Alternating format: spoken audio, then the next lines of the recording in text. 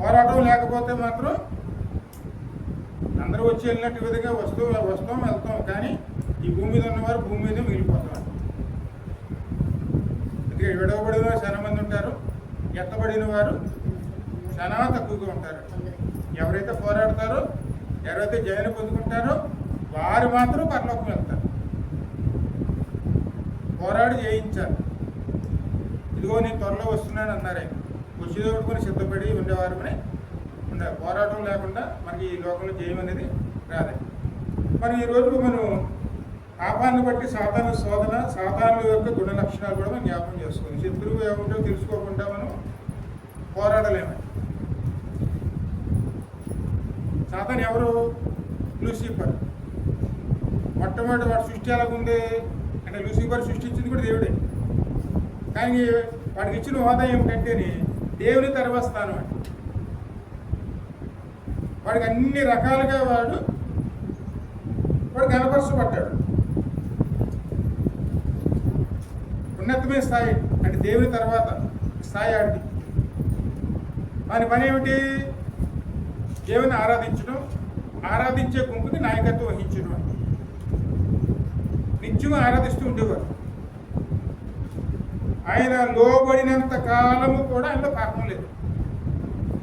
పాపం ఎప్పుడైతే ప్రవేశించిందో అప్పుడే వాడు పైనుంచి కిందకి త్రోయబడ్డాడు. ఆ మాటలన్నీ కూడా ఇక్కడ మా దేశగిరి గ్రంథంలో 28వ అధ్యాయంలో స్పష్టంగా ఉంటుంది. చూడండి,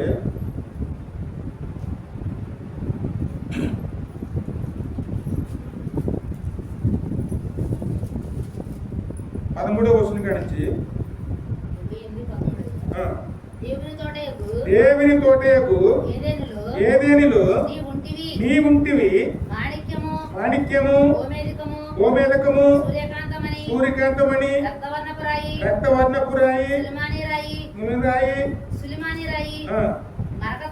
మరకతము, నీలము, పద్మరాగము, మాణిక్యము అమూల్య రత్నములతోను బంగారముతోను నీవు అలంకరింపబడి ఉన్నావు. హల్లెలూయా. ఇక్కడ చూడండి, సాతాను మొట్టమొదటి ఎలా ఉండేవారు? మంచి భక్తుడే, మంచి ఆరాధనాపరుడు, ఎంత గొప్పవాడినైనా సరే పడదోసింది గర్వం. మనలో కానీ గర్వం ప్రవహించింది అనుకోండి, పైనుంచి కిందకే పడతాం. నేను నా అంతటి వాడు అని అనుకునే ఉంటే వెంటనే ఎక్కడ పడతాడు మనం? ఎందుకంటే మన దానియేలు గ్రంథంలోనూ మహారాజు ఉన్నాడు. ఆయన పెద్ద పట్టణాన్ని కట్టించాడు, మహాగణుడు. ఆయన రాజసంచారం చేస్తూ పట్టణం వైపు చూస్తూ అనుకుంటాడు, అయ్యో నేను ఇంత ఘనమైన పట్టణాన్ని కాదు, నేనే కట్టి ఉన్నాను కదా, నా అంతటి వాడు ఎవరున్నారు అని అనుకుంటాం. పరలోకం నుంచి పైనుంచి ఒక మాట వినపడు. ఆ మనల నుంచి ఏమైపోయాడైనా? అడవిలోను జంతువులతో గట్టి వేస్తూ ఉన్నాడు.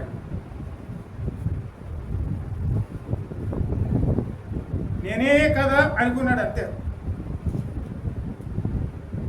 అంత గనుడైనటువంటి చక్రవర్తి అడవిలోను జంతువులతో పాటు పశువులతో పాటు గడ్డు మేస్తూ బతకవలసిన పరిస్థితి వచ్చింది కొన్ని సంవత్సరాలు. ఎందుకంటే సమస్తం జరిగించేవాడు ఎవరు? దేవుడే.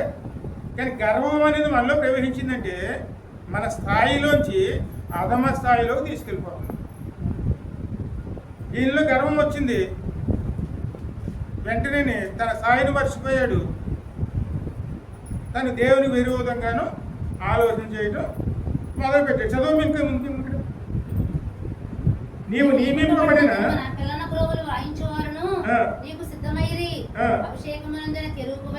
ఒక ఆశ్రయముగా నీ ఉంటివి, అందుకే నేను నిన్ను నియమించి తిని. దేవునికి ప్రతిష్ఠించబడిన పర్వతం మీద నీ ఉంటివి, కాలుచున్న రాళ్ళ మధ్యను నీవు సంచరించుచుంటివి. నీవు నియమింపబడిన దినము మొదలుకొని పాపముని యందు కనబడు వరకు ప్రవర్తన విషయంలోను నీవు యథార్థవంతుడుగా ఉంటివి. అయితే నీవు నీకు కలిగిన విస్తారమైన వర్తకం అంటే ఏమిటి? అదే పనులు, వ్యాపారాలు. అయ్యా ఖాళీ లేదండి. నీకు ధనవంతుడు నరకానికి ఎందుకు వెళ్ళడం? అని ఖాళీ లేదు. ఇంట్లో అన్ని అమ్మగారు చూసుకునేది. కూటమి జరుగుతుంది పాస్టర్ గారికి, ఏర్పాట్లు అన్నీ చేసేది, కూటమి అయిపోయేది. కానీ ఈయన పనులు చూసుకుంటే వెళ్ళిపోయేవాడు. ఇద్దరు భక్తులే. ఎందుకంటే అక్కడ ఉన్నట్లు లాజరు భక్తుడే, ధనవంతుడు భక్తుడే. లాజరేమో దేవుని సన్నిధానాన్ని ఉపయోగించుకున్నాడు. తన స్థితిని బట్టి కాకుండాను దేవుడిచ్చే ధన్యతను బట్టి దేవుని ఆరాధించుకుంటూ ఉన్నాడు. కానీ కుక్కలు కూడా లాక్కున్నాడు రాజుని. తన స్థితిని కాదండి, దేవుడికి ఇచ్చిన అవకాశాన్ని బట్టి దేవుని ఆరాధించుకుంటూ ఉన్నారు. ఇద్దరు కూడా కాలం చేశారు. ఇద్దరు ఎక్కడికి వెళ్ళారు? విస్తారమైన వర్తకములు. అంటే ఆ పనులే మనకి ఎక్కువ దేవుని సన్నిధానం కన్నా నమ్ముకున్నాం. కానీ దేనికి?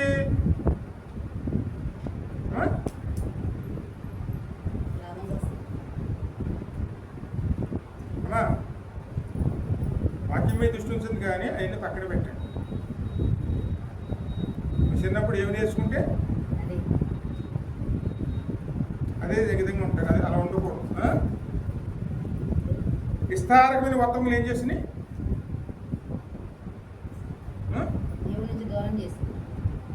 నువ్వు పాపములో పడితివి అని స్పష్టంగా చెప్తున్నాయి. ఎందుకంటే పాపం మొట్టమొదటి ఎవరి వల్ల వచ్చింది? మనం ఎందుకుంటాం అంటే ఆదాము అవ్వ పాపం తీసుకొచ్చారు. కానీ పాపాన్ని అంటించింది ఎవరండి? ఆదాము అవ్వ పాపాన్ని సృష్టించలేదు, అంటించుకున్నారు అంతే. మనం కూడా అంతేనండి. అపహాసులు కూర్చుండగా అని స్పష్టంగా వాక్యం చెప్తుంది. వెళ్ళకూడని చోట్లకి, చేయకూడని పనులకి ఎక్కువ ప్రాముఖ్యతలు ఇస్తామని. కానీ దేవుని సన్నిధానానికి సమయం ఉంటే చూద్దాం అనుకుంటాము. అదే పాపంలో తీసుకెళ్తుందండి. అందుకే మొట్టమొదట మనం పాపంలోకి వెళ్ళకుండా ఉండాలంటే మనం దేవునికి లోబడి ఉండేవారునే ఉండాలి. ఈ దేవునికి లోబడటం తగ్గించేసాడండి. విస్తారమైన వర్తకములు అంటే ఎప్పుడు ఆరాధన చేస్తూనే ఉండేవాడు. అందరికీ నాయకుడిగా ఉన్నాడు.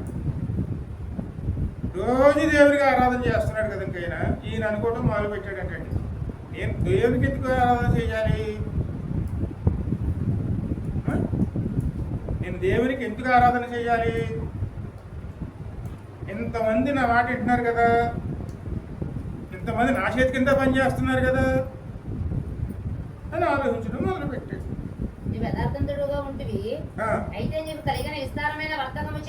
వర్తకము చేత లోపల నీవు అన్యాయము పెంచుకుని. అన్యాయం ఏంటి? యజమానికి విరోధంగా ఆలోచించడం అండి. పాపం చేయుచు వచ్చితివి కనుక. పాపం అంటే ఏమిటి? దేవునికి విరోధంగా ఆలోచన పాపం అండి. ఏదైనా సరే దేవునికి విరోధంగా ఉన్నది అంటే, వాక్యానికి విరోధంగా ఉందంటే అది పాపం. హత్యలు చేస్తేనే పాపం, దొంగతనం చేస్తేనే పాపం అనుకుంటాం మనం. అంతేకాదండి, దేవుడికి విరోధముగా ఉన్నది ఏదైనా సరే అది పాపమే. పాపం ఏదైనా సరే అది మరణాన్ని తీసుకెళ్తుంది. ఈ దేవుడి పనిలో బాగా బలంగా ఉన్నాడు. నెమ్మదిగా ఏమి నాటపడింది ఆయనలోనూ? ఈ దేవుడికి ఆరాధన చేయాలా? ఎందుకంటేనే ఇక్కడ ఆ పరిస్థితి ఎందుకు వస్తుందంటే, దానికి ఎందున్న వారు దేవుడికి ఒకటి ఆరాధన చేయకుండాను నాయకుడికి కూడాను కొంచెం కనపరుస్తూ ఉంటారు.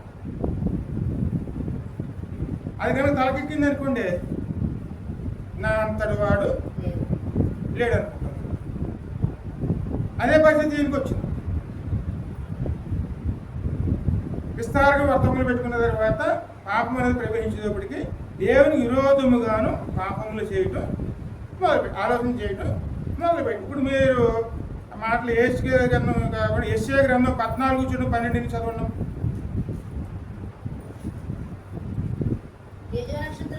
తేజో నక్షత్రమా, ఏకవ చుక్క, నీ ఎందుకు ఆకాశం నుంచి పడితివి? జనములను పడగొట్టిన నీవు నేలమట్టము వరకు ఎట్లు నరక ఇప్పుడు వాడు ఎక్కడ పడ్డాడు వచ్చి ఆలోచన పుట్టింది. వెంటనే దేవుడు ఏం చేశాడండి? తన పర్వతం నుండి త్రోసివేశాడు.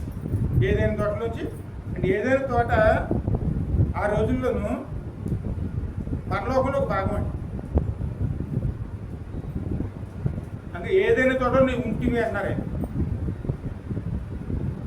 ఆ స్థాయిలో ఉన్నవాడు ఎక్కడ పడ్డాడు ఇప్పుడు వచ్చి? నేలమట్టం వరకు. ఇంకా ముందు నేలమట్టం వరకు ఎట్లు నరకబడితివి? నేను ఆకాశమునకు ఎక్కిపోయేదను. దేవుని నక్షత్రములకు పైగా నా సింహాసనము హెచ్చించుదును. ఉత్తర దిక్కునున్న సభాపర్వతం మీద కూర్చుందును. మేఘమండలం మీదకి ఎక్కబోదును. మహోన్నతితో నేను సమానునిగా చేసుకుందును అని నీవు మనసులో నువ్వు అనుకుంటివి కదా. నీవు పాతాళమునకు నరకములో ఒక మూలకు త్రోయబడితివే. అనుకుంటే ఎక్కడికి వెళ్ళాడండి? పాతాళమునకు నరకములో ఒక మూలకు. మనం ఆలోచన చేస్తే చేతుల్లో పాపం చేయక్కర్లేదు, మనసుతో ఆలోచించాలి. ఆలోచన ఎలా ఉంటుంది? నేనే పడాలా? నేనే ఆరాధన చేయాలా? నేనే చేయాలా పనులు? నేనే వాక్యం చదవాలా? మనవాళ్ళు ఎవరు చేయరా? ఇవన్నీ కూడా ఎవరికి విరోధం? అంటే దేవుని పనులు చేస్తున్నామా లేదా మనుషుల పనులు చేస్తున్నామా?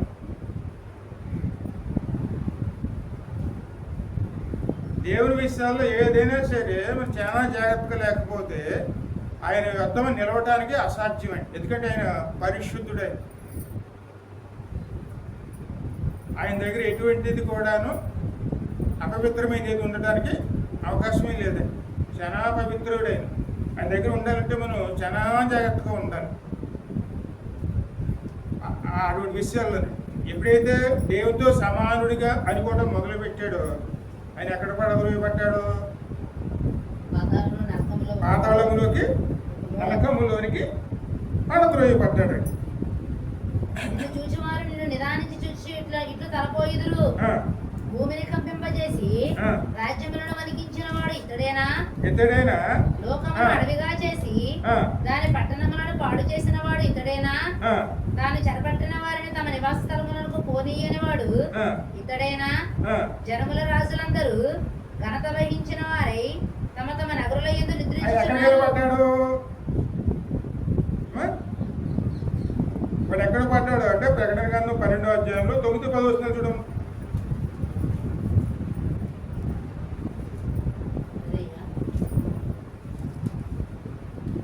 ప్రకటన గ్రంథం 12వ అధ్యాయంలో 9వ వచనం నుంచి 10వ వచనం.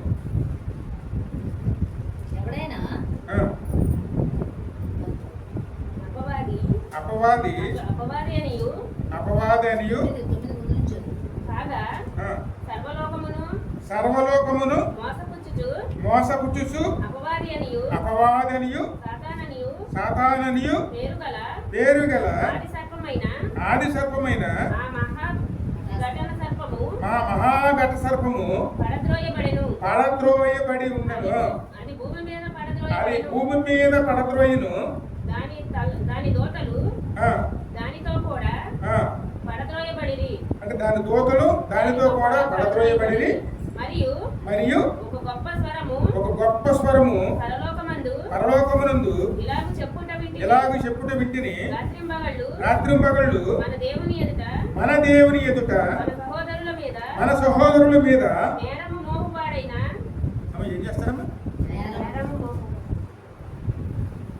అంటే మనం చేసే పాపాలు ఎవరు గుర్తిస్తారు? మొదట పాపాలు సేవించడమే కాదండి, పాపాలు బట్టి నిందలు కూడా అవుతాయి.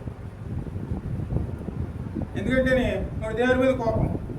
అయ్యా నీకు వ్యతిరేక నీ పాపం చేశానని కదా మరి కింద దూరం చేస్తావు, వీళ్ళు కూడా నీ బిడ్డలు అని చెప్తున్నావు కదా. మరి నీ బిడ్డలైతే మరి ఈ పాపం ఎందుకు చేశారు? వచ్చి ఏలెత్తి చూపుతారు. ఇప్పుడు కూడా మనకి ఆ అలవాటు మనకు ఖచ్చితంగా మనలో కూడా ఉన్నాయి. తోటి సహోదరులు మనం ఏం చేస్తాం?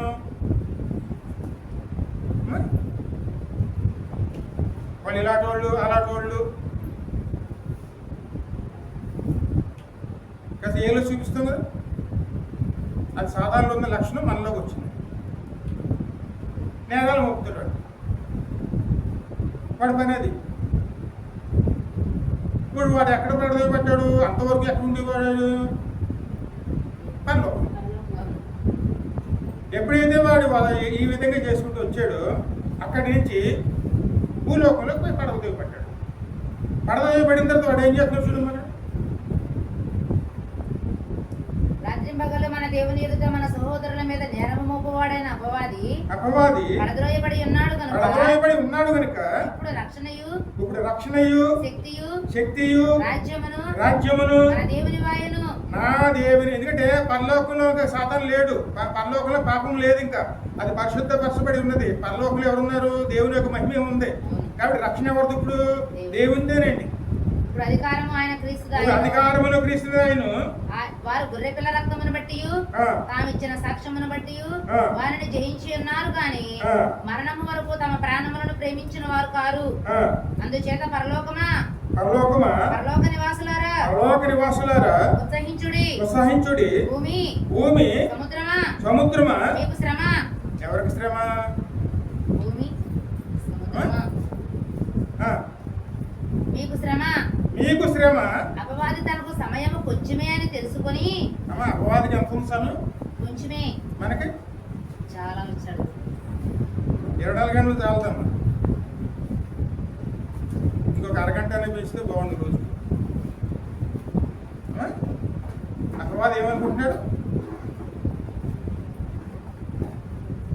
తనకి సమయం లేదు. గలవాడై మీ ఎద్దకు దిగి వచ్చి ఉన్నాడు. ఎంత కోపం అంటే దేవుడు పరలోకం దోషేశాడు. ఇప్పుడు భూమి మీదకి వచ్చి పడ్డాను, నేను ఏదైనా చేయాలి దేవుని, ఎలాగైనా పగ తీర్చుకోవాలి. ఇప్పుడు యుద్ధం ఎవరితో చేస్తున్నాడు? దేవునితో ఎదిరించలేడు. అంటే మికాయిల దగ్గర ఓడిపోయాడు, వాడు పడవలో పడ్డాడు. కానీ వాడు కుట్ర ఏమిటి? దేవుని నామములోను ఉన్న మనము ఇప్పుడు అందరూ ఎవరి స్వరూపంలో ఉన్నాం? తండ్రి కుమారి యొక్క పరిశుద్ధాత్మక స్వరూపంలో సృష్టించబడిన వారు మనం. ఇప్పుడు వాడి దుష్టాంతి ఎవరి మీద ఉంది?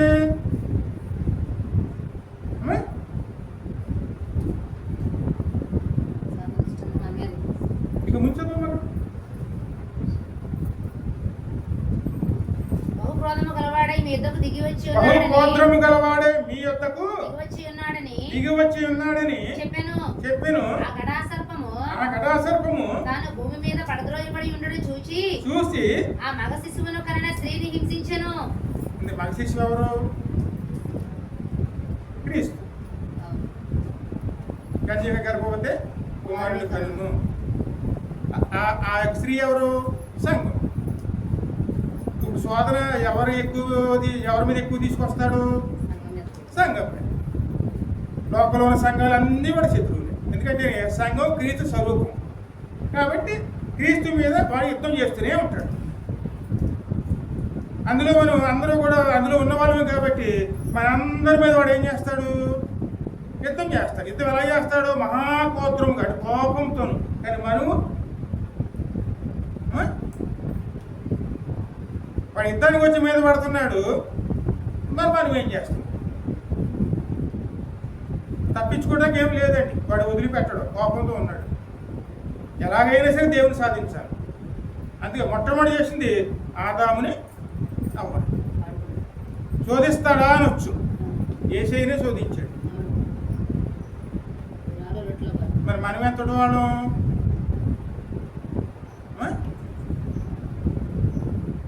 చర్మ యేసయ్య శోధన చూడము సార్. లోకసువార్తలో ఉంటుంది, మత్తయిలోనే ఉంటుంది, లోకాలలో ఉంటుంది. 4వ అధ్యాయంలో మత్తయి 4లోనే సరే, లోకల్ 4లోనే సరే శోధింపబడుటకు ఆత్మ వలన అరణ్యమునకు కొనుక్కోబడెను. 40 దినములు 40 రాత్రులు ఉపవాసం ఉండిన పిమ్మట ఆయన ఆయన ఆకలి కొనక ఆ శోధకుడు ఆయన వద్దకు వచ్చి నీవు దేవుని కుమారుడు ఈ దేవుని కుమారుడు అయితే ఈ రాళ్ళు రొట్టెలగినట్లు ఆజ్ఞాపించుమనెను. అందుకైన మనుషుడు రొట్టె వలన మాత్రము కాదు మనుషులు రొట్టె వలన వ్యాధి కాని దేవుని నోటి నుండి దేవుని నోటి నుంచి వచ్చు ప్రతి మాట వలన జీవించును అని వ్రాయబడి ఉన్నది అనెను. అంతటా అపవాది ఆ, పరిశుద్ధ పట్టణమునకు ఆయన తీసుకుని పోయి ఆ, దేవాలయ స్థితిలో ఆయన నిలవబెట్టి ఆ. నీవు దేవుని కుమారుడు అయితే క్రిందికి దుముకుము, కింద దూకుము. ఆయన నిన్ను గురించి తన దూతలకు ఆజ్ఞాపించును. ఆ, నీ పాదం ఎప్పుడైనా రాతికి తగులకుండా ఆ. వారు నిన్ను చేతులతో ఎత్తుకొందురు ఆ. అని వ్రాయబడి ఉన్నదని ఆ. ఆయనతో చెప్పెను. అందుకు యేసు ఆ. ప్రభువైన నీ దేవుని నీవు శోధింపవలదని మరి ఒక చోట వ్రాయబడి ఉన్నదని వారితో రాయబడి ఉన్నది. మరలా అపవాది మిగులు ఎత్తైన ఒక కొండ మీద కైనను తోడుకుని పోయి ఇప్పుడు వాళ్ళలోని కోరిక బయట పెడతాడు. ఈ లోక రాజ్యములన్నిటినీ ఈ లోకరాజ్యం అన్ని కూడా వాడి మహిమను ఆయనకు ఆయన చూపి నీవు సాగిలపడి నాకు నమస్కారం చేసినాడలా ఎవరికి నమస్కారం చేయాలి? వాడు పడదోయి పడతానికి కారణం ఏమిటి? మహోన్నతిని కన్నా అది గర్వం. ఆ గర్వం ఎవరిది? సాధారణ. ఆ గర్వం ఎవరిలోకి వస్తుందో వారు కిందకి పడదోయి పడతారు. అన్నిటికన్నా ప్రమాదమైంది గర్వం. సాధారణే పడదొస్తుంది. ఇప్పుడు ఆ గర్వం ఎక్కడిది? ఆయన ఈ శోధనలు ఎలా కనపరుస్తున్నాడు? ఇప్పుడు చెప్పేది అర్థం ఏమిటంటే, అయ్యా నీ నామలు సృష్టించావు కదా, వీళ్ళందరూ వచ్చి నాకు ఇచ్చేశారు, బానిసల కింద తాకట్టేశారు, నువ్వేం కష్టపడి ఇడిపించుకుంటావు, నేనే ఇస్తాను నీకు, నువ్వు కాళ్ళ మీద పడు చాలు, నువ్వు సిలువ ఎక్కక్కర్లేదు, కాళ్ళ మీద పెడితే చాలు. వాడు ఆలోచన అదేనండి. ఇప్పుడు కూడా చూడండి, మందిరానికి వెళ్తాను, పని చేసుకోండి, నాకు 100 వస్తాయి. ఆ పని చేసుకుంటే ఈ రోజు అంతా మీకు అరువు తీరిపోతుంది. దేవుని ఆశీర్వాదాలు ఎందుకు? దేవుని ఆశీర్వాదాలు ఏమొస్తాయి?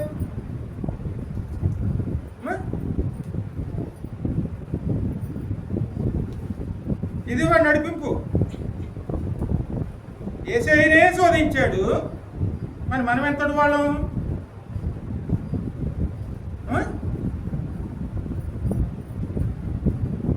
అందుకే మనలో ఉండవలసింది ఏమిటి?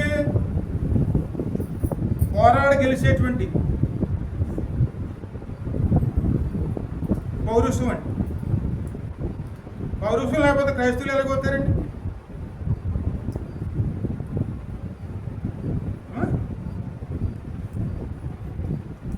ఎందుకంటే సాధారణ వచ్చి ఇంట్లో పాము వచ్చింది అనుకోండి, ఆయనకి నిద్రపోతారా? కొట్టే వరకు వదిలిపెట్టరు. మరి ఇంట్లో పాపం వస్తే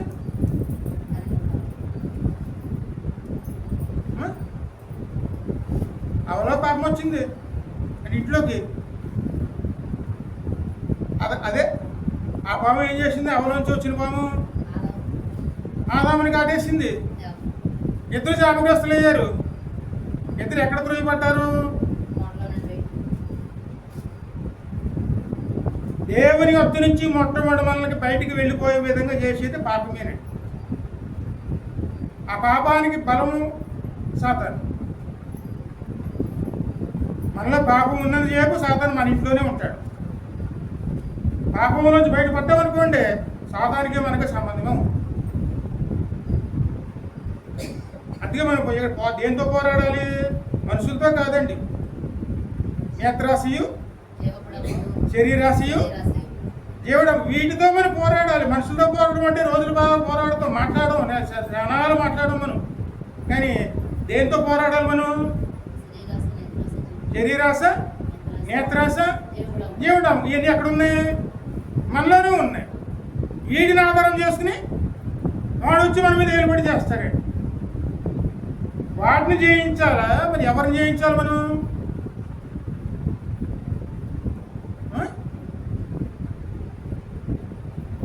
ఎందుకంటే పాపం ఎలా తీసుకొస్తాడు అంటే, ఒకసారి చూడండి ఎంత సులువుగా మనల్ని మోసం చేస్తాడో. ఆదాము చదువు ఒకసారి 3వ అధ్యాయంలో ఆదికాండం. దేవుడైన యెహోవా చేసిన ఆ, సమస్త భూజంతువులలో సర్పము యుక్తి గలదై ఉండెను. ఆ, అది ఆ స్త్రీతో, ఇది నిజమా? ఈ తోట చెట్లలో దేని ఫలములనైనా మీరు తినకూడదని దేవుడు చెప్పినా? ఇప్పుడు ఎవరి మాటలో అనుమానం వచ్చేలా చేస్తున్నాడు? దేవుడు మాట. ఒక్క క్షణం ఆలోచించండి.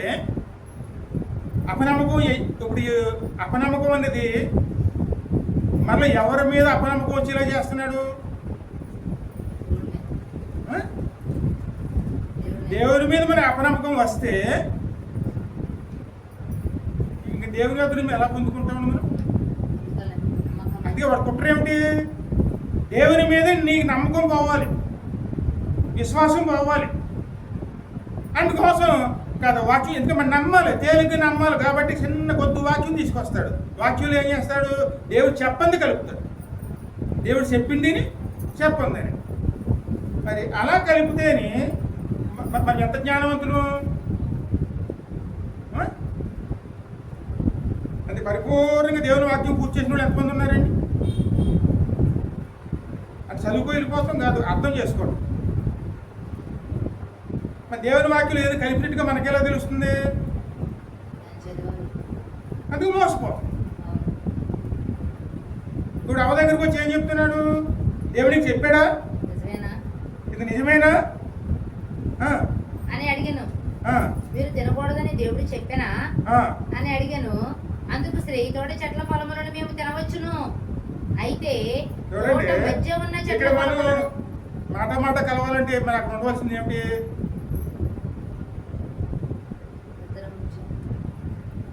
అందుకే మన ఇంటికి ఎవరన్నా వచ్చి అమ్మ ఇది నిజమేనా అంటే ఏం చేస్తాం మనం?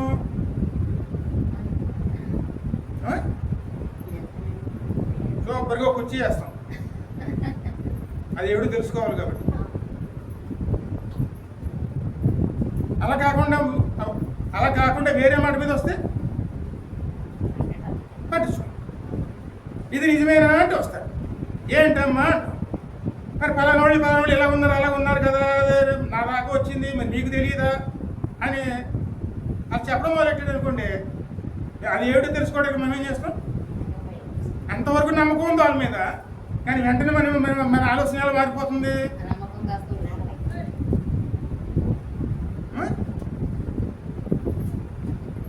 అన్నాడా ఆయన? ఆయన అనేది ఏంటి? దేవుడు అన్నాడా ఇది వద్దన్నాడు నిన్ను? ఎందుకు వద్దా అన్నాడో నేను చెప్తానంట.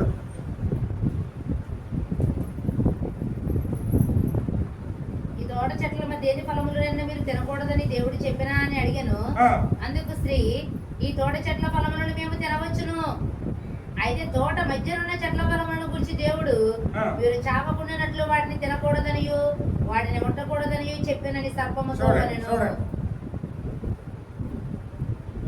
ఇక్కడ అవ చేసిన పాపం ఏమిటి? దేవుడు చెప్పింది ఏంటి? ఇప్పుడు దేవుడు చెప్తుంది.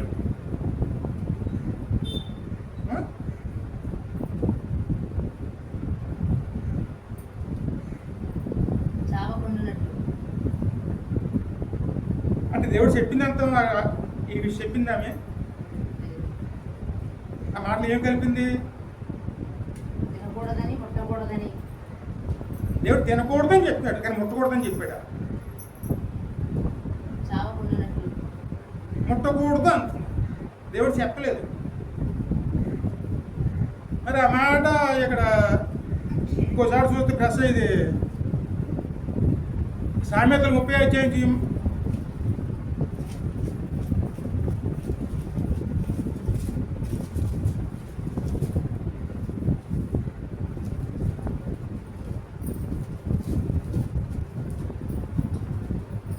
5-6 వచనాలు.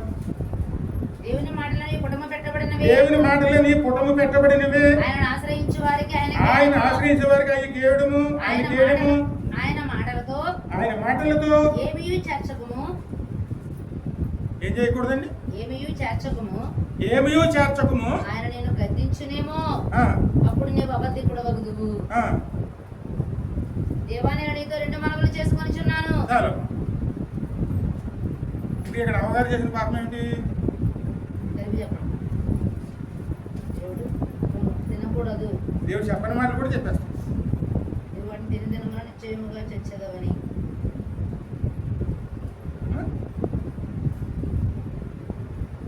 అందుకే మాసిదోనియా సంఘం వాళ్ళు ఏం చేసేవారండి?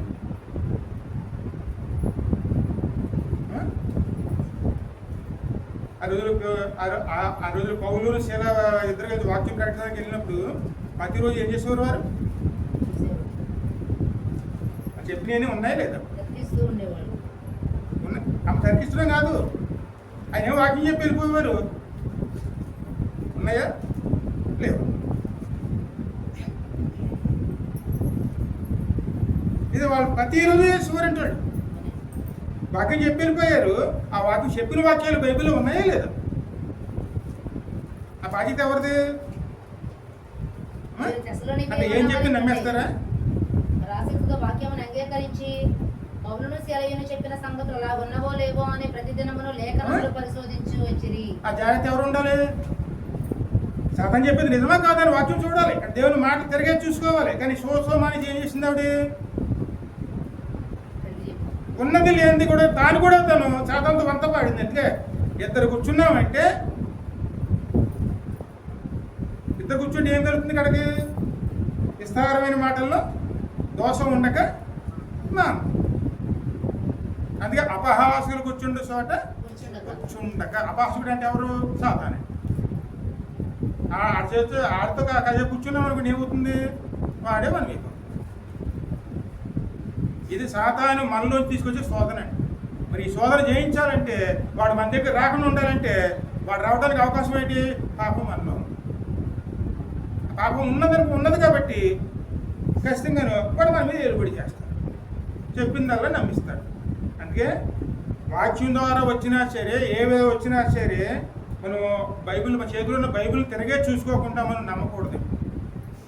ఏ వాక్యాన్ని అంత తెలిపి తీసుకోకూడదు. దేవుడి వాక్యం వేరు, లోకం వాక్యాలు వేరే. అది సంఘంలో బోధించిందైనా సరే, ఇంటికి వెళ్ళిందని ఏం చేయాలి? ఆ వాక్యం తిరగేసి చూసుకుని అది సరి అయిందా కాదా అని అప్పుడు నమ్మాలి. ఆ విధంగా మనం ఉన్నాం అనుకోండి, సాతాను ఎవరి ద్వారా కూడా శోధన తీసుకురావడానికి అవకాశం ఉండదు. ఇది సాతానులోంచి వచ్చినటువంటి శోధన అండి. అదేమాట 2:17 చూడమ్మా, ఆదికాండం. అయితే మంచి చెడ్డలు తెలివినిచ్చు వృక్ష ఫలములను తినకూడదు, నీవు వాటిని దినదినమున నిశ్చయముగా చచ్చదమని నరునికి ఆజ్ఞాపించను. ఇక్కడ ప్రభు చెప్పిన మాట ఇది, కానీ అందులో ఏం చేర్చింది? ముట్టకూడదు, చావకుండానట్లు వాటిని తినకూడదు, ముట్టకూడదు. ఈ రోజుల్లో కూడా మనం ఏం చేస్తాం? మన ఇష్టమైన కలిపేసుకుని అదే దేవుని ఆరాధన, అదే దేవుని ప్రార్థన, అన్నీ అలా కలిపేస్తూ ఉంటాం. దేవుడు ఇచ్చిన పద్ధతులు ఏమిటి, మనం చేస్తున్న పద్ధతులు ఏమిటి? చేర్చకూడదు. దేవుడు మనకి ఇచ్చిన మాదిరిని మనం ఎప్పుడూ కూడా ఇష్టానుసారంగా తీసుకోకూడదండి. దేవుడు చెప్పిన విధంగానే వెళ్ళాలి, కానీ మనం మన ఇష్టానుసారంగా వెళ్ళకూడదు. అలా వెళ్ళామనుకోండి, దేవునికి ఏమొస్తుంది? కోపం, నేను అన్న అహంకారం మనలో వస్తుంది. దేవుడికి లోబడే ఉండాలి, కానీ మనం మన సొంత క్రియలు, సొంత ఆలోచనలు పెట్టుకోకూడదు. అలా పెట్టుకున్నామనుకోండి, పడత్రోయబడ్డ దేవునికి మనకు సంబంధం ఉంటుంది, త్రోసి వేయబడతాం. అందుకే సాధారణ ఎవరి మీద బాగా పెట్టాడు?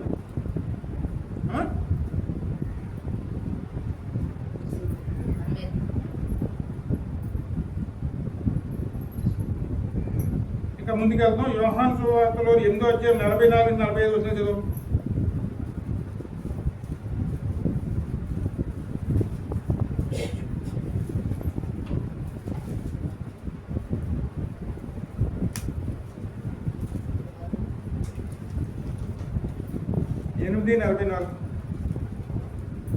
వారిలో కొందరు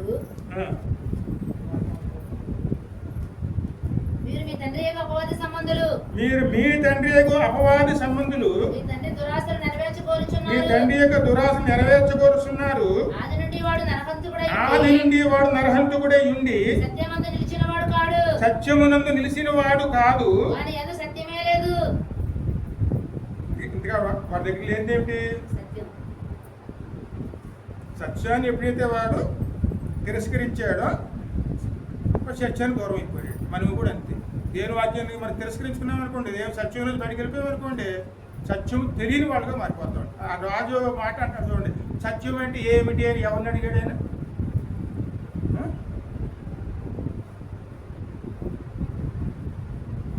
ఆ రోజు న్యాయస్థానంలోనే. సత్యం అంటే ఏమిటి తెలియని వాడు పరిపాలిస్తున్నాడు.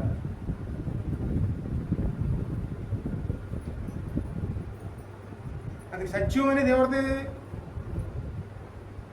సత్యం అంటే దేవుడి చిత్తమేనండి. సత్యంలో నిలిచేమనుకోండి స్వతంత్రంలో చేస్తాం. ఇదే విషయం ప్రభు చెప్తున్నారు. నా మాట మీరు ఎత్తుకినటం లేదు. ఇప్పుడు దేవుని మాటలు ఇని వాళ్ళు ఎంతమంది ఉన్నారండి ఈ రోజుల్లోనూ?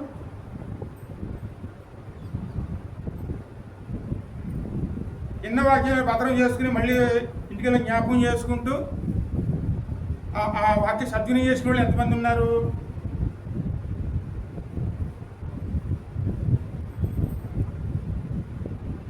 ఇక ముంచేద్దాం అక్కడ. వాని ఎంత సత్యమే లేదు. వాడు అబద్ధమాడినప్పుడు తన స్వభావం అనుసరించి మాటలాడును. వాడు అబద్ధకుడును అబద్ధమునకు జనకుడునై ఉన్నాడు.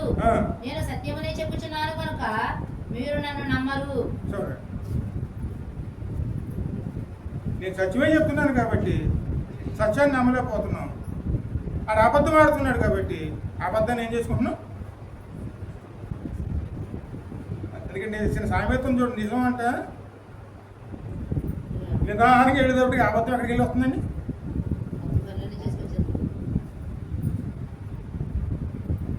ఎందుకంటే వాడి సమయం లేదు, సాధారణ సమయం లేదండి. ఉన్న సమయం చదువు చేసుకోవాలి. అదే నిజమైతే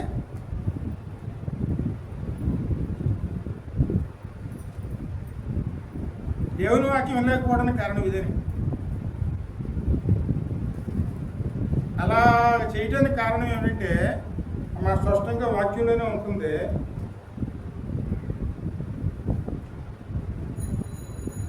రెండో కొరింథీయులు 4:4 చూడం.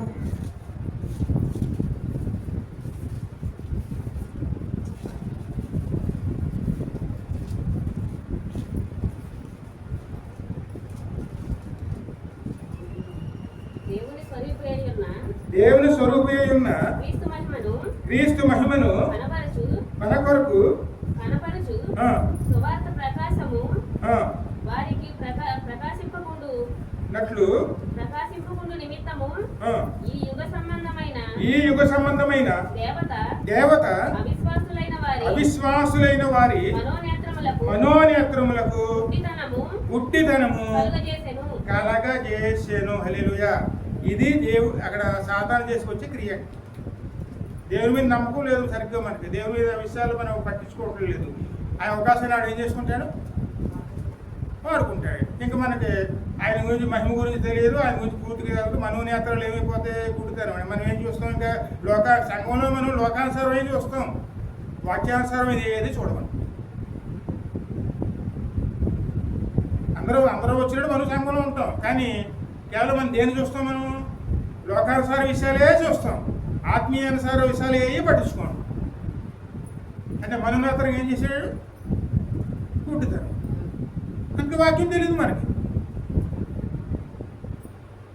ఎన్ని సంవత్సరాలు సరే వాక్యం తెలియదు మనకి. దేవుని చిత్తం తెలియదు, దేవుని ఉద్దేశం తెలియదు. మరి ఏమీ తెలియకుండా మరి మన గుడ్డి కళ్ళ కింద వాడు చేసేస్తే, ఎందుకంటే నిజంగా కనుక మనం ప్రార్థనలో బలంగా నిలబడి ఉంటే బలిపీఠం మీద క్రీస్తు ఉంటారు. ఆయన ప్రధాన యాజకుడు.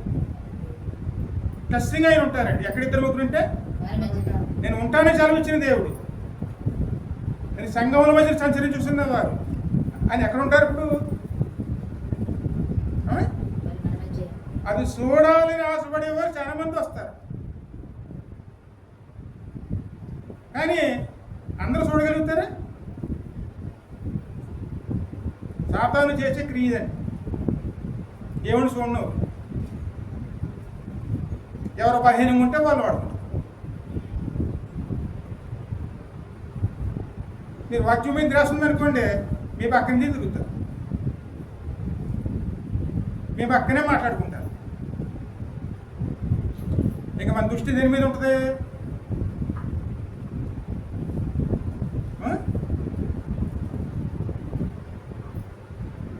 అందుకే మన జాగ్రత్తగా లేకపోతే నష్టపోయేది ఎవరు?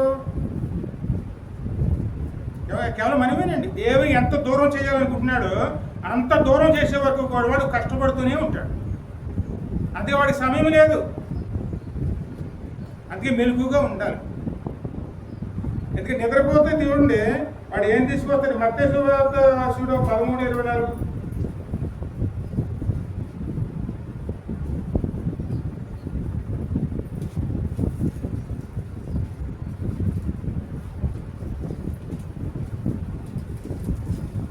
ఆయన మరి యొక్క ఉపమానం వారితో చెప్పాను. మరలా చెప్పాను ఏమనగా పరలోక రాజ్యము తన పొలములో మంచి విత్తనములు విత్తిన ఒక మనిషిని పోలి ఉన్నది. మనుషులు నిద్రించుచుండగా ఇది విత్తనాలు ఎత్తింది మనుషుడు ఎవరు?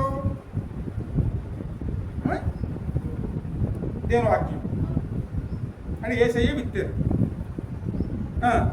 మనుషులు నిద్రించుండగా అంటే వాక్యం ఉంటున్నామా? ఆత్మీయంగా నిద్రపోతున్నాం.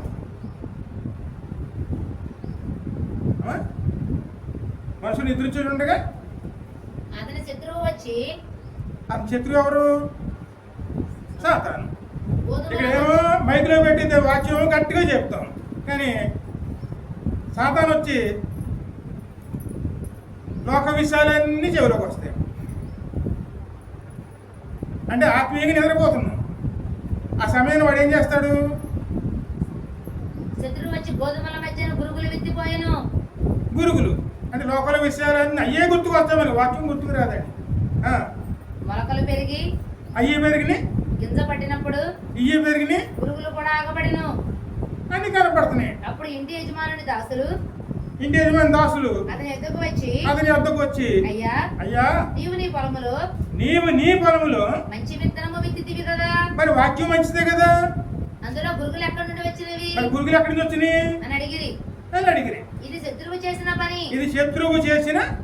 మరి సాధారణ ఎక్కడ ఉన్నాడు ఇప్పుడు అని అతడు వారితో చెప్పగా, సాధారణ ఎక్కడ వరకు రాగలండి?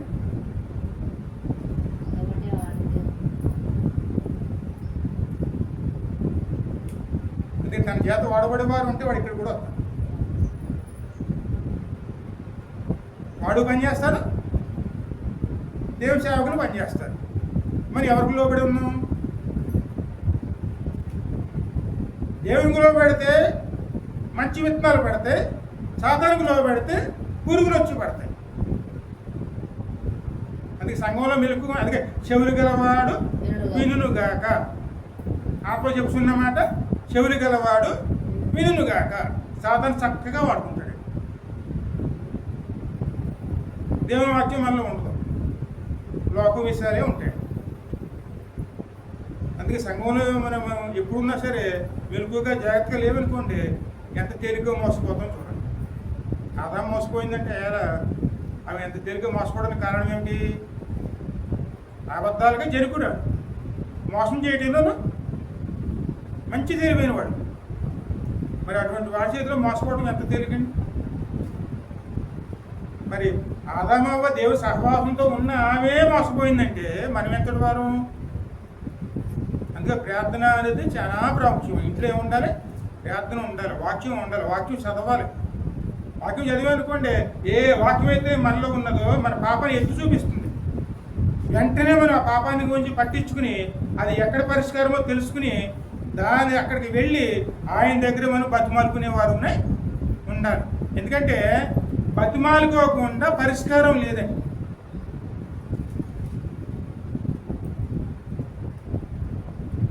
సరే, ఏప్రిల్లో మనం చూద్దాం, చిన్న క్వశ్చన్ ఉంటుంది.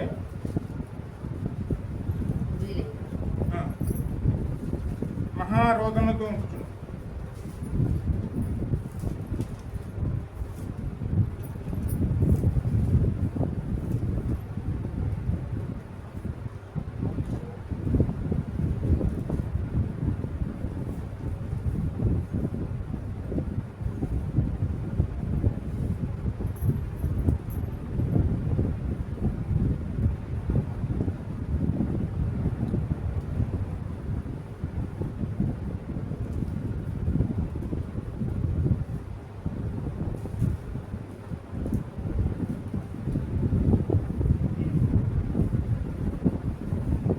ఐదు 7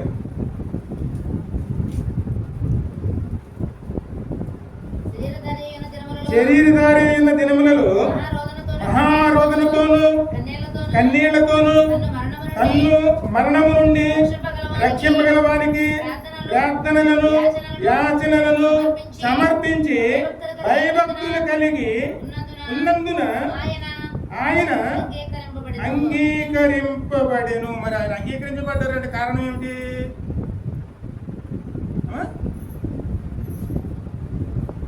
ఆయన అంగీకరించబడ్డారంటే కారణం ఏంటి? ఆయన దేవుని కుమారుడే, కానీ ఆయన ఎలా అంగీకరించబడ్డారు?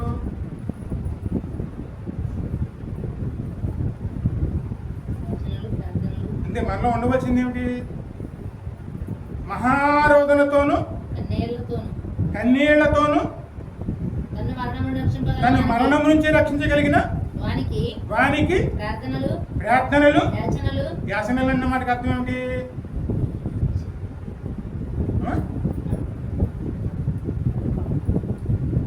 మనం రాజకుమారులమా లేకపోతే చేసేస్తున్నవారు? రాజకుమారులుగా మారాలంటే మనలోని పాపాన్ని కడగబడాలి. పాపం కడగబడాలంటే ఎవరి దగ్గర చేసి ఆపాలి?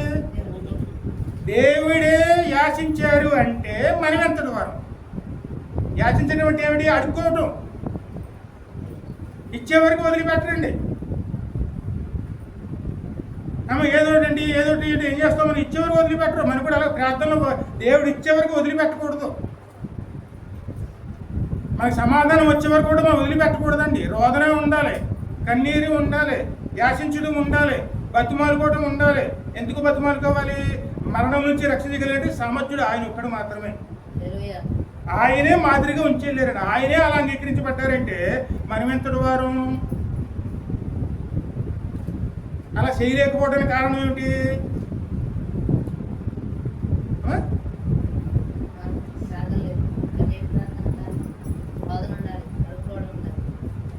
యేసయ్యే ఈ విధంగా చేసి అంగీకరించబడ్డారు అంటే మనం ఎంతటి వాళ్ళం?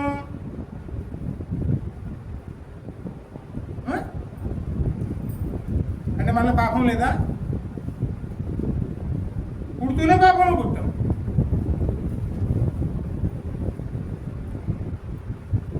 అలా చేయలేకపోవడం కారణం ఏమిటి? అది జాతకలు ఏమనుకోండి, ఇత్తనం పుడుతుంది, అదే గర్వం.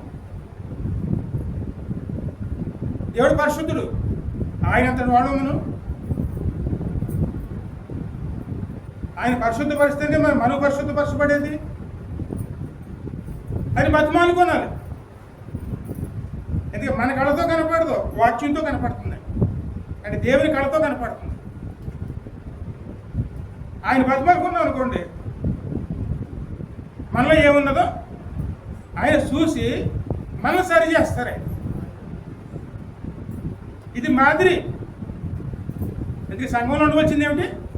ఈ మాదిరి తక్కువైంది అనుకోండి, నిద్రపోతాం. అందరూ వచ్చారు, అందులో కొంతమంది నిద్రపోయారు. శత్రువు వచ్చాడు, నిద్రపోయిన వాళ్ళలోనూ విత్తనాలు చల్లేశాడు. 2 కోతలకు వచ్చినాయి. కోతలకు వచ్చాడు, పీకేమన్నారు. పీకేస్తే పక్కన మీద ఎండిపోతుంది. వద్దు, పురుగుల కింద కొయ్యండి, గోధుమల కింద కొయ్యండి, పురుగులు అగ్నిలో పాడేయండి, గోధుమలు కొట్టులో పాడేయండి. అంటే కోసే వరకు కూడా దేవుడు అవకాశం ఇస్తాడు కదా మనకి.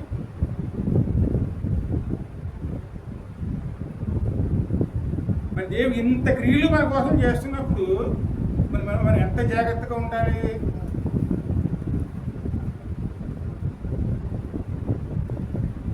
అందుకే ఎప్పుడు కూడా మనం పాపం విషయంలోనూ సాతాను విషయంలోనూ అజాగ్రత్తగా ఉన్నామంటే మనం ఏ నాడు కూడా మనం పరలోకం వెళ్ళడానికి అవకాశమే ఉంటుంది.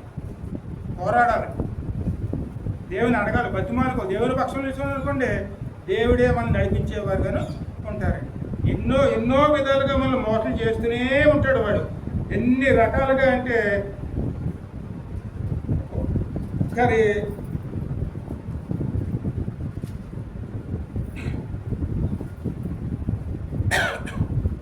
ద్వితీయోపదేశకాండంలో 32:17 వచనం.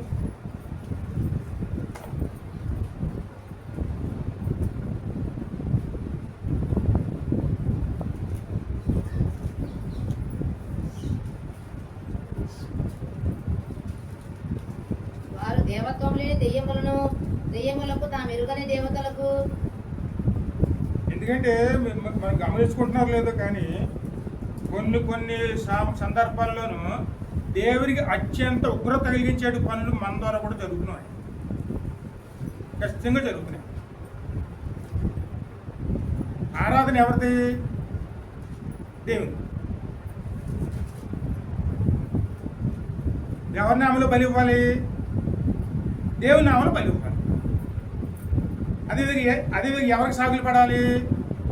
దేవునికి సాగులు పడాలి. ఇక్కడ వాక్యం ఏం చెప్తుంది?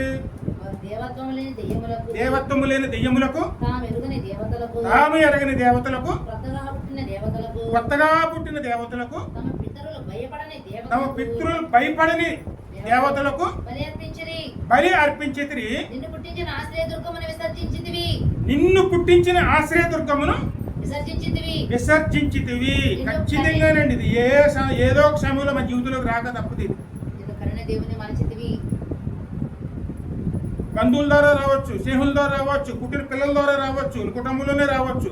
కానీ దేవుడు కావాలా లేకపోతే ఈ కావాలా? అక్కడ ఎటువంటి పరిస్థితిలో తీసుకెళ్తాడు సాతాను? దేవుడు కావాలా లేకపోతే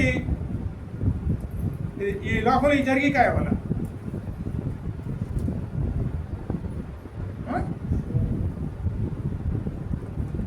నోములు వేసుకోవడం కానీ, ఆ ఉత్సవాల్లో పాల్గొని తీసుకోవడం కానీ,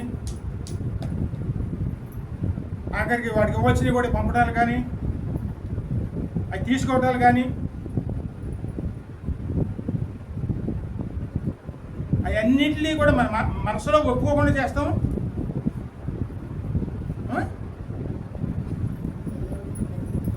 సాధారణ ఆలోచించినంత మాత్రంలోనికే వాడు వచ్చి పాతాళంలో పట్టాడు.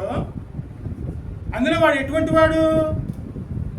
ఏ విధంగా అలంకరించబడ్డాడు? వాడిని దేవుడు అంతలా శిక్షిస్తే మరి మన పరిస్థితి ఎలా ఉంటుందండి?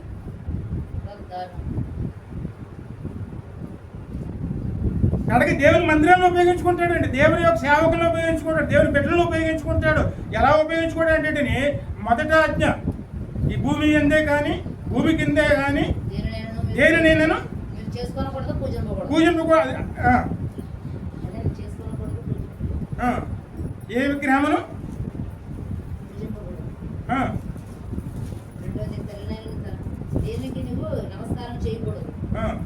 ఏ విగ్రహమును నీవు నిర్గమకాండం 25 మొదటి 2 వచనాలు ఉంటాం. దేవుడి ఆజ్ఞలను వివరించి చెప్పాను. నీ దేవుడైన యెహోవాను నేనే దాసుల గృహమైన ఐగుప్తు దేశంలో నుండి నిన్ను వెలుపలికి రప్పించి తిని, నేను తప్ప వేరొక దేవుడు నీకు ఉండకూడదు. ఆకాశం అందే గాని క్రింద భూమి అందే గాని భూమి క్రింద నేల అందే గాని ఉంటూ దేని రూపమునైనను విగ్రహమునైనను నీవు చేసుకొనకూడదు, వాడికి సాగలపడకూడదు, వాటిని పూజింపకూడదు. అయితే మరి ఈ చర్చ విగ్రహం ఉంటే పర్లేదండి?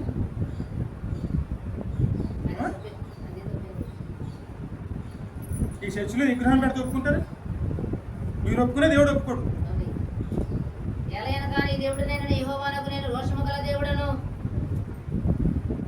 మరి ఈరోజు జరిగేది ఏమిటి? అక్కడ యేసుగిరి గ్రంథంలో 5వ అధ్యాయంలో చూడము.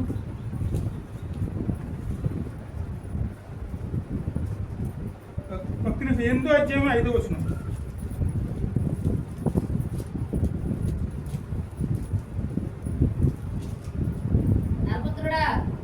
ఉత్తరపు వైపు తేరి చూడమని యెహోవా నాకు సెలవీయగా నేను ఉత్తరపు వైపు తేరి చూచితిని. ఉత్తరపు వైపున బలిపీఠ గుమ్మము లోపల రోషము పుట్టించిన ఈ విగ్రహము కనబడెను. ఏం కనపడింది? రోషము పుట్టించి. ఆ విగ్రహం ఎక్కడుంది? బలిపీఠ. చదువు ఇంకా. అంతటా ఆయన నాతో ఎలాగో సెలవిచ్చెను, నరపుత్రుడా, వారు చేయుదని నువ్వు చూస్తున్నావు కదా, నా పరిశుద్ధ స్థలమును నేను విడిచిపోవునట్లుగా ఇశ్రాయేలీయులు ఇక్కడ చేయి అత్యధికమైన ఏ కృత్యములు చూచితివా? ఇప్పుడు దేవుడికి స్నానం లేదు కదండి. ఎదుట తిరిగినట్ల వీరికంటే మరి అధికమైన విగ్రహం మన హృదయంలో పెట్టుకున్నామా అంటే పరిశుద్ధాత్మను బయటికి గెంటేసినట్టు అర్థం. ఏదైనా సరే, ఏసే ఫోటో ఉన్నా సరే, వాక్యం తప్ప మరి ఏది ఉన్నా సరే అది విగ్రహం. దేవుని త్రోసివేసి విగ్రహాన్ని స్థానం ఇచ్చినట్టు. ఎందుకంటే కొండ మీద వాళ్ళు ఏం చేశారు, 40 రోజులు మోసే అక్కడ ఉన్నాడని చెప్పి విగ్రహం చేసి ఆ విగ్రహానికి యెహోవా అని పేరు పెట్టి బలులతో అన్నిటితోనూ ఆ కందనాలు ఆడి కడగో దేని ఉగ్రతకు దూరయ్యారని కడతాడు. అప్పుడు మాట అన్నాడు ఆయన, మోసే వీళ్ళు రోజు తిరుగుబాటు చేసే వాళ్ళే ఈ నిర్మూలన చేసి నీ జనాంగంలో తీసుకొస్తాను, నువ్వు మాట్లాడకు. అంత కోపం వచ్చింది దేవునికి. మరి మన హృదయంలో కానీ మన ఇంట్లో కానీ మన ప్రవర్తనలో కానీ విగ్రహాన్ని చోటిస్తే మరి సాధారణ దేన్ని వాడుకుంటాడు? అయ్యా వాళ్ళు సిలువే, మనము సిలువే, వాళ్ళు బైబిల్ ఉంది, మనకు బైబిల్ ఉంది, తేలిగ్గా నమ్మేస్తే పట్టు. 10 ఆజ్ఞల్లోనే దేవుని ఆజ్ఞలు 2 ఆజ్ఞల్ని కూడా మనం తప్పిపోతే మరి దేని పాటించినట్టు మనం? అంటే దేవుని తాను రాసింది కొట్టేస్తాడా?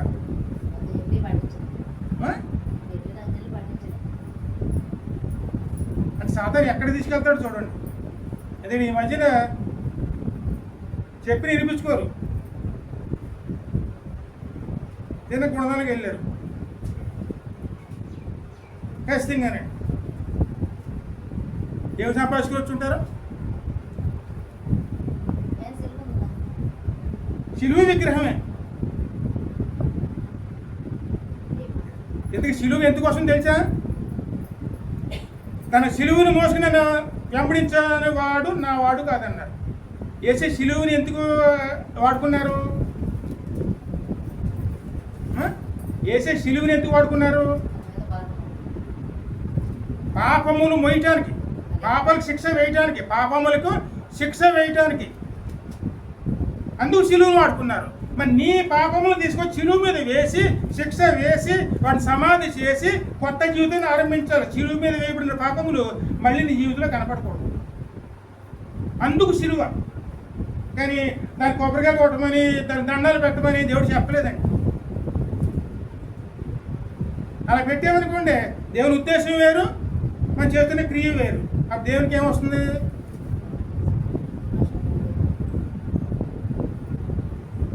అది శిలువు మీద వేలాడిన వాడు శాపగ్రస్తుడు. మరి దాని వేలాడి వాడే శాపగ్రస్తుడు అంటే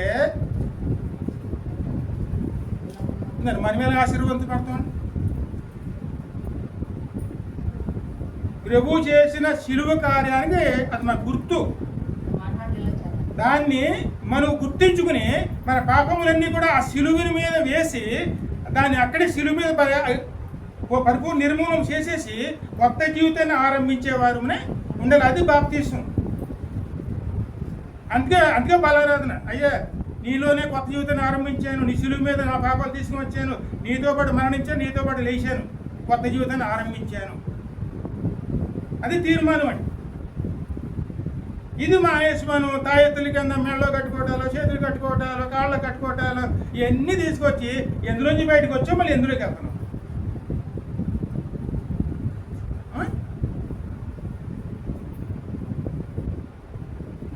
అంటే అది వీటిలోంచి బయటకు వచ్చాం, మళ్ళీ వీటిలోకి వెళ్తాం. అంటే సాతాను ఎలా మోసం చేస్తున్నాడు?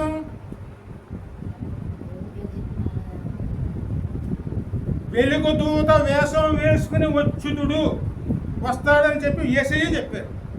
ఇక్కడ యేసయ్య ఉన్నాడు, అక్కడ యేసయ్య ఉన్నాడు మీరు చెప్పిన నమ్మొద్దు. అంటే మెరుపు ఎలాగ వస్తుంది ఆకాశంలోకి, అలాగే రెండో రాకడ ఉంటుందండి. ఎవరో చెప్తే రాడు. అందుకే మనం ఎంత జాగ్రత్తగా ఉంటే అంత మెరుగు. అందుకే జాగ్రత్తగా ఉండడం ఏంటి? వాక్యాన్ని బట్టి ముందుకెళ్ళాలి, కానీ మనుషుని బట్టి ముందుకెళ్ళామనుకోండి తేలిగ్గా మోసం. ఏ తోటని సరే మేము వెళ్ళాం. దేవదశయ్య గారు ఉన్నప్పుడు అవి ఏమి లేవు. అసలు మరి ఓ చోటికి వెళ్ళవలసిన అవసరం ఏంటండి? అసలు కాదు, నీ ఇంట్లో నువ్వు భోజనం చేస్తావా, పక్కింటి దగ్గర భోజనం చేస్తావా? మీ ఇంట్లో భోజనం మానేసి వాళ్ళ ఇంటి దగ్గర భోజనం చేస్తానంటే ఆ వాక్యం వాళ్ళకే, కానీ నీకు కాదు కదా.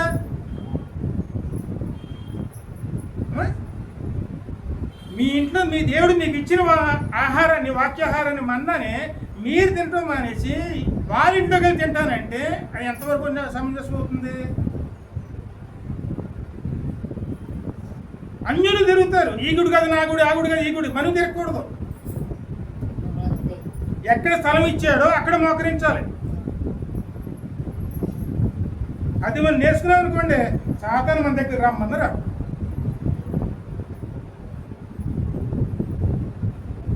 అదే సత్యం అండి. ఇది కాదని మనం ముందుకు వెళ్ళామనుకోండి, ఎక్కడికి వాడు ఎక్కడికి వెళ్తే మనకి ఎక్కడికి పోవాలి. ఎన్నో విషయాలు ఆత్మీయంగా చూస్తుంటే అసలు వాళ్ళు నడిపించలేకపోతామా అని బాధలు కూడా వేస్తాయి. పెళ్ళిళ్ళు అవ్వని చెప్పి మళ్ళీ ఆవాలు అందులోకి వెళ్ళిపోతావు, నోములు నోసుకోవటాలు, అక్కడ ఆ గుళ్ళకి కాడికి సారీలు పట్టుకెళ్తారు, వాళ్ళతో పాటు ఇళ్ళు పరిగెడతారు, అన్నీ చేసి వచ్చి మళ్ళీ ఇక్కడికి వచ్చి ఆరాధనలో పాల్గొని తీసుకోవటాలు. అందుకే చెప్తాను, నేను విడిసిపోవునట్లుగా దేవుడే విడిసిపోతానని చెప్పి ఆయనే చెప్తున్నారంటే మరి దేవుడు లేని స్థానంలోనూ ఎన్ని పనులు చేస్తే ఏమాత్రం మీకు ఉపయోగం ఏమిటి? దేవుడు ఉండని చోట, దేవుడు ఇష్టపడిన చోట మరి ఎన్ని పనులు చేస్తే మనకు ఉపయోగం ఏమిటి? పరిశుద్ధ స్థలం నేను విడిచిపోవునట్లుగా ఇశ్రాయేలీయులు ఎక్కడ చేయు హెచ్చరికమైన హేయ కృత్యములు చూచితివా? అంటే ఇశ్రాయేలు ఎవరు? ఒకసారి ఆలోచించండి.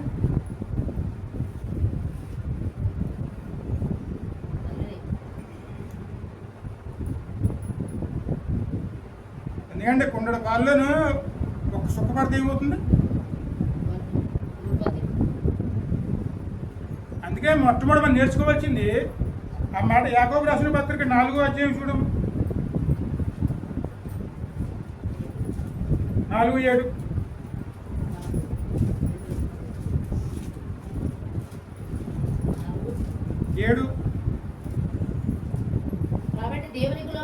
కాబట్టి దేవునికి లోబడి ఉండుడి. అపవాదం ఎదిరించాలంటే ఎవరికి లోబడాలి? దేవునికి లోబడకుండా అపవాదులు ఎదిరించగలరా? ఎందుకు లోబడతాం అంటే ఏమిటి?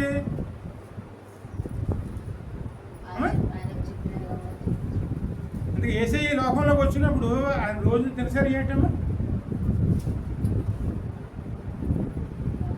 పగలంత పని ఏం చేసేవారు? మందిరాల్లోనూ అంటే పరిసరిల్లు అంటే 300 సంవత్సరాల్లో మందిరాల్లో బోధించుకుంటూ వచ్చారు.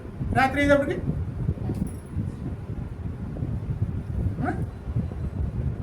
కొండ మీదకి వెళ్ళేవారు, కటికి నేల మీద మోకరించేవారు, అందరి కోసం ప్రార్థన చేసేవారు. ఆయన జీవించింది కాదు, విశ్రాంతి తీసుకున్నారు అన్నది ఎక్కడన్నా ఒక చోట కనపడుతుంది వాక్యంలో.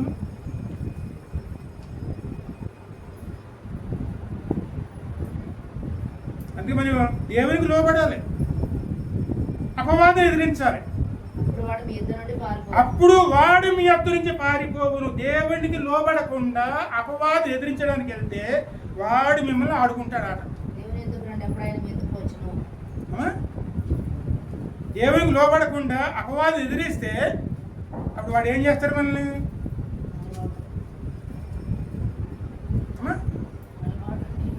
అదే కుట్టుకోవాలంటారు చూడండి, అదే జరుగుతుంది మనకి. ఈ శ్రమ ఎందుకు వస్తాయి? దేవుడు గుర్తు చేస్తాడు, దెబ్బేస్తాడు, అక్కడికి వచ్చి ఇక్కడ పడతాం, మళ్ళీ 2 దెబ్బలు వేస్తాడు, మళ్ళీ దేవుని దగ్గరికి వెళ్తాం. ఇదే అంత అవుతుంది. అదే దేవునికి లోబడితే మొట్టమొదటి తెలుసు, దేవునికి లోబడాలి, అపవాదిని ఎదిరించాలి. చదువు. అప్పుడు వాడి మీద నుండి పారిపోవును. దేవుని యొద్దకు రండి, అప్పుడు ఆయన మీ యొద్దకు వచ్చి. ఇది ఖచ్చితంగా చూడండి, మన దేవుని యొద్దకు వెళ్ళాలా, మన ఇంటికి దేవుడు రావాలా? మీకు రుక్మిణి మామ గారు తెలిసి ఉంటుంది, కానుకల మందిలో రుక్మిణి మామ గారు చనిపోయేటప్పుడు ఆమె దేక్కుంటూ వచ్చింది.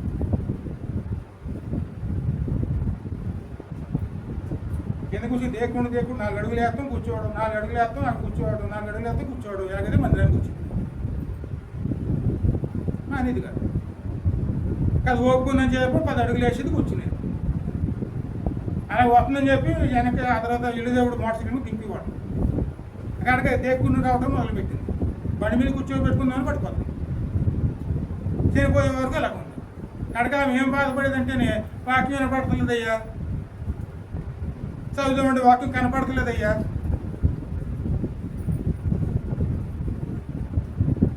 చనిపోయే వరకు ఇదే బాధ. అలా చేసిన కాబట్టి సాక్ష్యంగా చెప్పుకున్నాను. వాక్యం వినపడతలేదు, వాక్యం కనపడతలేదు. మరి నాకు వాక్యం ఎలా అందుతుంది? వెళ్ళినప్పుడల్లా ఇదే అడిగేదాం, మాకు వాక్యం ఎలా వినపడుతుంది?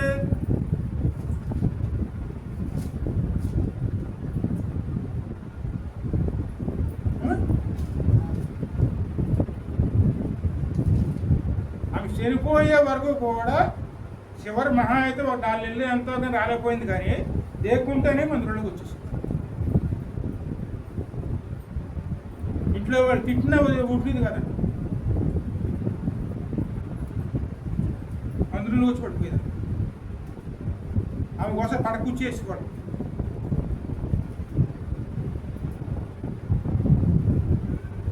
ఇంక మనం దేవుని దగ్గరికి వెళ్ళాలా? అలా వెళ్ళాలి. దేవుని యొద్దకు రండి, అప్పుడు ఆయన మీ యొద్దకు అప్పుడు ఆయన మీ యొద్దకు వచ్చును. వచ్చును. మనం ఏ స్థితిలో ఉన్నాం కాదండి, ఎలా అయినా సరే మనం దేవుని యొద్దకు చేరుకునేవారు ఉండాలి. అప్పుడు ఆయన మన యొద్దకు వచ్చును. అసలు పాపులారా మీ చేతులు శుభ్రం చేసుకుని ఈ మనస్కులారా మీ హృదయములను పరిశుద్ధపరచుకుని వ్యాకులపడుడి, దుఃఖపడుడి, ఏడువుడి, మీ నవ్వు దుఃఖమునకును మీ ఆనంద చింతలకును మార్చుకొనుడి. ప్రభువు దృష్టికి మిమ్మల్ని మీరు తగ్గించుకొనుడి. అప్పుడు ఆయన మిమ్ములను హెచ్చించును. సహోదరులకు ఒకరికి విరోధముగా ఒకడు మాట్లాడకుడి. ఇది ప్రాముఖ్యం. అంటే విరోధి మాటలు ఏమిటి? మన భక్తులు బాగా వెళ్తున్నాం అనుకోండి, అవతల కొంచెం అంతగా లేదనుకోండి, వాళ్ళ గురించి మనం ఏం మాట్లాడుతున్నాం?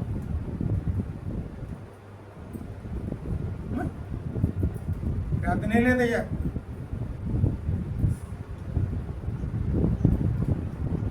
ఇక్కడ ఒకరి గురించి ఒకళ్ళు ఎలా ఎందుకు మాట్లాడుకుంటున్నారు? వాక్ చదువు ఇక్కడ.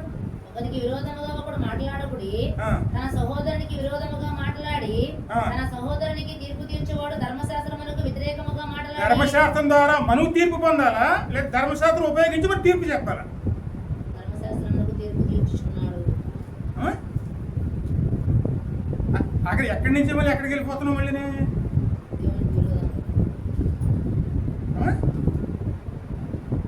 ఇక్కడ మనం మెలుగుగా లేకపోతే దేవుని వద్దకు వెళ్తున్నాం, అన్ని బాగా చేస్తున్నాం, కానీ మనం పక్కన చూస్తే ధర్మశాస్త్రానికి సంబంధించి ఏదేమి ఇష్టంలోనే కానీ మరి తీర్పు చెప్పకూడదు. తీర్పు చెప్పామనుకోండి, మనం ధర్మశాస్త్రం మనం అమలు చేస్తున్నట్టు అవుతుంది.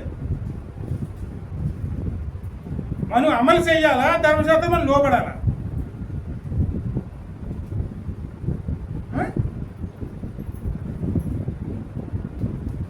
మరి అలా చేస్తే తాను చేయవలసిన పని మనం చేస్తే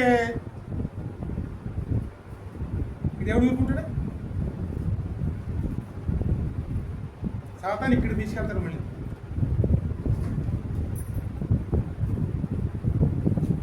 అంటే వాడు ఎంతవరకు చోదిస్తాడు?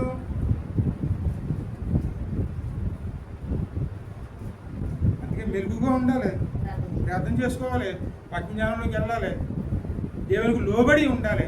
దేవునికి వ్యతిరేకమైన ఏ ఆలోచన వచ్చినా సరే ముందు మనం దాంట్లోకి వెళ్లకుండా జాగ్రత్త పడేవారు ఉండాలి. ఆలోచన వచ్చినప్పుడు ఎక్కువ ప్రార్థన చేయాలి.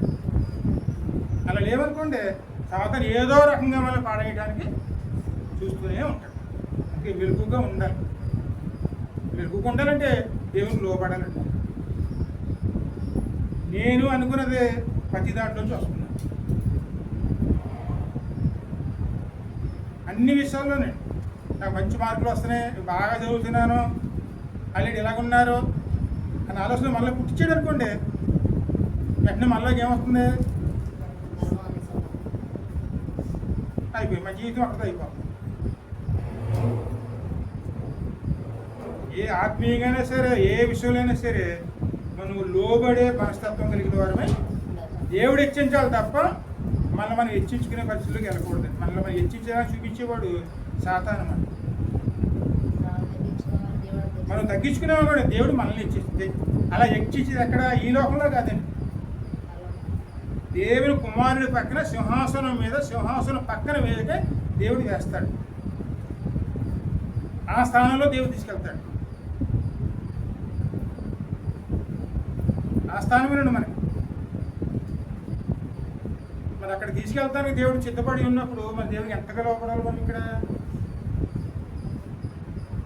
అందుకే బలపోజనం ఆత్మ పరిశీలన చేసుకోవడానికండి. అయ్యో మా పరిస్థితి ఇది, మేము ఇలా ఉన్నాం, ఈ పరిస్థితి మాది, నువ్వే మాకు సహాయం చేయాలి. ఎందుకంటే హృదయ రాష్ట్రాలు ఎదిగినవాడు నువ్వే. నీ వాక్యం ద్వారా మన పరిశీలన చెయ్యి, నువ్వే మమ్మల్ని శుద్ధి చెయ్యి, ఏం చేయాలో సమర్థం నువ్వే చెయ్యి, మీరే మమ్మల్ని నడిపించండి. నేను ఎప్పుడైతే బతుకోవాలి కూడా మొదలు పెడతామో అప్పుడు దేవుడిని నడిపించడం మొదలు పెడతాను. సరే చిన్న